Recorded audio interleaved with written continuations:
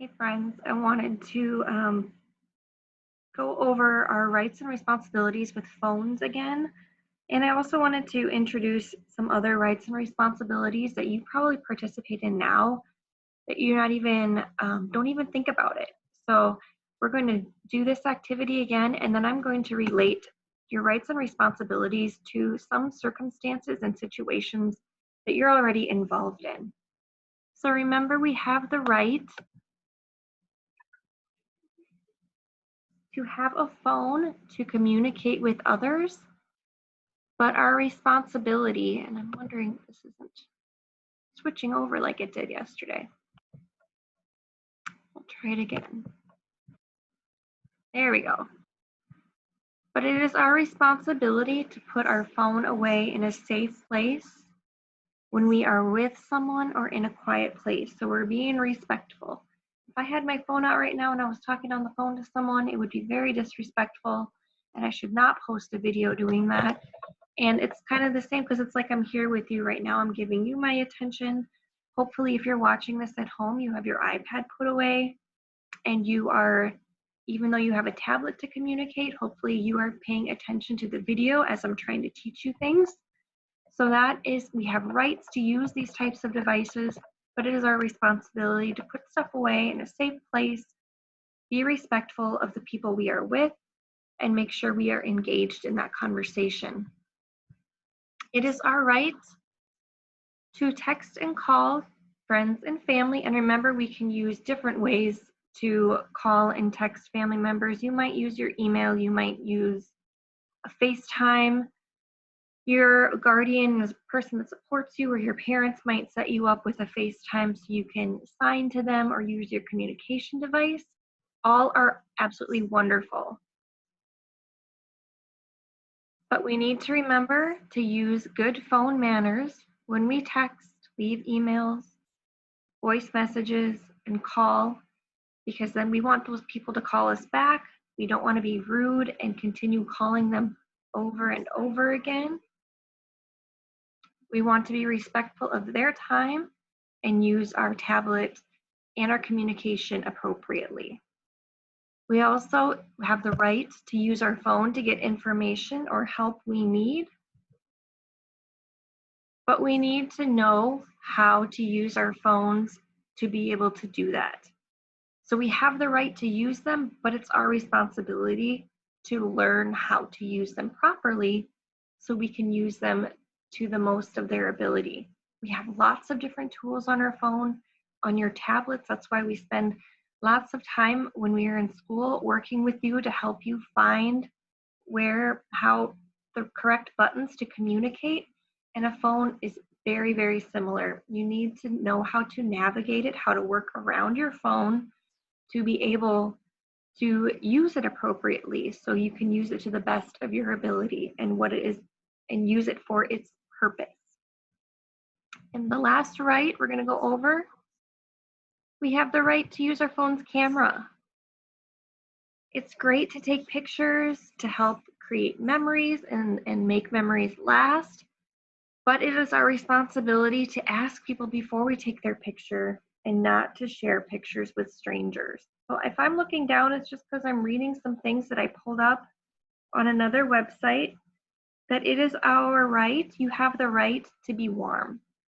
If it's cold outside, it is your right to be warm, but it is also our responsibility not to waste energy. We want to keep the earth and the environment. The Earth Day is this month. We want to make sure that we are respecting the earth and only using the energy that we need. So if that means we put on another layer of clothing when we are a little bit chilly to become warm before we turn on our heater, that's a great idea. We are being responsible. If it's cold outside and you're running around your house in a tank top and shorts, and so you decide to just turn up the heat, that's not being too responsible. We want to be able to use our resources of what we are given and also use our knowledge to increase our responsibility, to make ourselves more responsible and accountable of how we act. We have the right, you have the right to be fed. but it is your responsibility to eat foods which will keep you healthy. And I know, especially now when we're all home and we're kind of hanging out, it's so much easier to just grab a snack that might not be the healthiest. But it is our responsibility to choose foods that will nourish our bodies and give us vitamins that will provide energy and not make us have sugar highs and then crash. So we want to be fed and we want to go to bed without being hungry, but we still need to provide our bodies with healthy foods. It's our responsibility to feed ourselves with nourishing foods. That means foods that are healthy for us, that your parents, guardians, and support people encourage you to eat because they want you to be healthy as well. You have the right to a home, but you have the responsibility to keep that home picked up and nice and respected. So I think that's another reason why we've sent some things home with you in the packets regarding how to clean your spaces, how to help out your parents, guardians, and support people with laundry, how to make your bed, and how to help out in the kitchen, cleaning up tables, wiping windows, all that type of thing. You have the right to play and engage with others, but it is your responsibility to respect others and to share and take turns. So it's amazing if you're going to play a board game with someone or you're going to play a game online, but it's your responsibility to play fairly, take turns, and respect the other person as you would like them to respect you. You have the right to help if you've been hurt. You have the right to receive help if you've been hurt. And you have the responsibility to keep yourself away from strangers and other unsafe situations. So we always want you to ask for help. It is your right to ask for help and your right to receive help, but you need to take it upon yourself to keep yourself in the safest situation possible.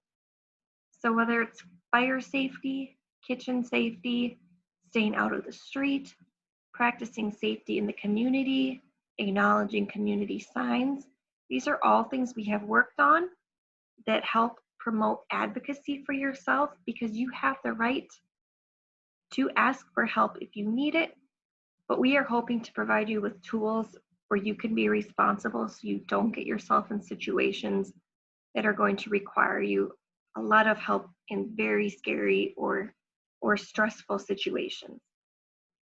Okay, so that is a little bit more about rights and responsibilities. And another one I'm just going to share with you, we have the right to give our opinions. So we love hearing about your opinions. We love when you share things with us. That's why in group lesson, everyone goes around and takes a turn expressing themselves and their opinions. I really miss that from you all. And you do a really wonderful job of respecting and listening to the opinions of others too. So way to go on that. You guys are already practicing your rights and responsibilities, and you might not have even known it. I just wanted to encourage you to continue to do that and relate to these phone privileges with rights and responsibilities in a way that you already are using now. I hope you all have a beautiful afternoon, and I will see you next time.